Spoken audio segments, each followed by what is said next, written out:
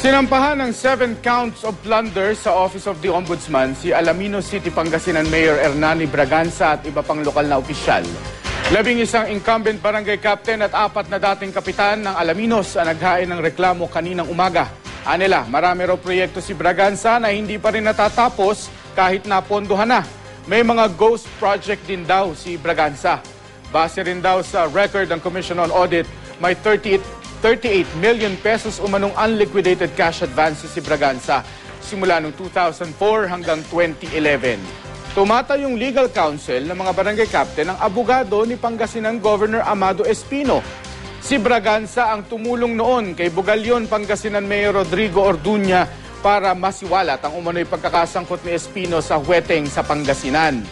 Maglalaban din sa pagkagobernador sa Pangasinan si Braganza ng Liberal Party at ang re-electionist na si Espino ng National People's Coalition.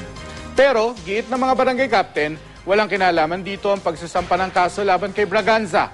Tumanggi munang magbigay ng pahayag si Braganza.